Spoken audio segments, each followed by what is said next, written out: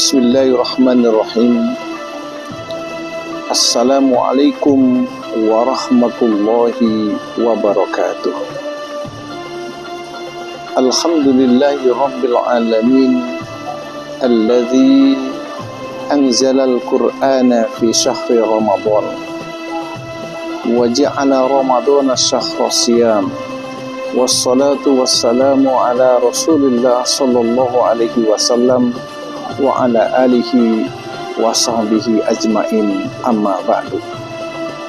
Saudara-saudara kaum muslimin rahimakumullah, di dalam bulan suci Ramadan ada satu peristiwa besar yang kita sebut dengan nuzulul Quran atau diturunkannya Al-Quran. Maka ada beberapa sikap yang perlu kita sampaikan dalam menghadapi peristiwa nuzulul Quran yang setiap tahunnya kita peringati pada tanggal 17 Ramadan.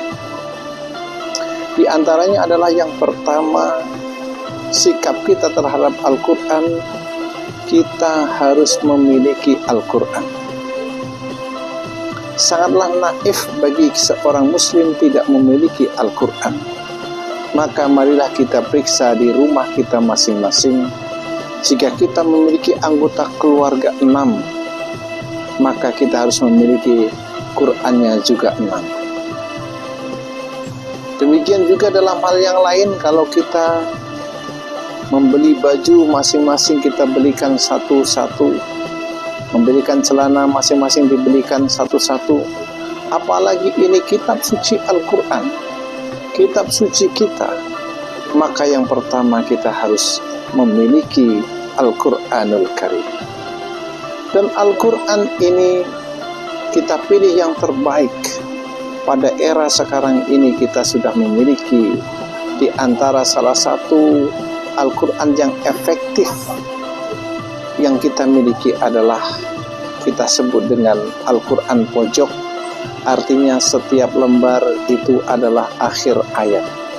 Dan biasanya Al-Quran yang seperti ini dicetak dalam satu juznya itu adalah 20 halaman. Dan setiap halamannya itu terdiri dari 15 baris. Maka jika kita mempunyai keinginan membaca one day, one juz, satu hari satu juz, maka 20 halaman itu kita bagi menjadi 5 kali sholat 5 waktu. Selesai sholat 5 waktu, kita cukup membaca 4 halaman saja. Selesai sholat subuh 4 halaman, sholat duhur 4 halaman, sholat asar 4 halaman, maghrib 4 halaman, isya 4 halaman. 5 kali kita melaksanakan sholat dalam sehari semalam, maka akan kita membaca 20 halaman sama dengan 1 juz. Kalau itu istiqomah kita lakukan dalam sebulan, maka kita akan menghatamkan Al-Quran dalam 1 bulan. Inilah sikap yang pertama, kita perlu memiliki Al-Quran. Sesuaikan dengan jumlah keluarga kita. Berapa jumlah kita, keluarga yang kita miliki, satu-satu memiliki Al-Quran masing-masing supaya mempermudah kita dalam membacanya. Yang kedua, kita mempelajari Al-Quran. Belajar Al-Quran tidak mengenal usia, tidak mengenal tempat, kapan kita punya kesempatan, kapan kita punya keinginan, dan hendaknya keinginan dan kesempatan itu adalah sepanjang hayat kita. Rasulullah Shallallahu Alaihi Wasallam bersabda dalam hadisnya, "Walladzi yaqra'ul Qur'ana wa yatata'ta fihi fahuwa alaihi syakun lahu ajran." Siapa-siapa yang belajar membaca Al-Quran, kemudian dia terbata-bata mengalami kesulitan dalam belajarnya, tidak bisa-bisa dalam belajarnya, tetapi dia tidak putus asa, selalu belajar dan belajar lagi, maka dia akan mendapatkan 2 pahala. Satu adalah pahala belajar, yang kedua adalah pahala kesulitan menghadapi bacaan-bacaan Al-Quran. Tidak ada ruginya. maka belajar Al-Quran tidak ada batasnya sampai akhir hayat kita. Baru yang ketiga adalah mengajarkan Al-Quran. Jika kita sudah mempunyai kemampuan dalam membaca Al-Quran, mengetahui isi kandungan Al-Quran, memahami isi kandungan Al-Quran, marilah kita ajarkan kepada orang lain.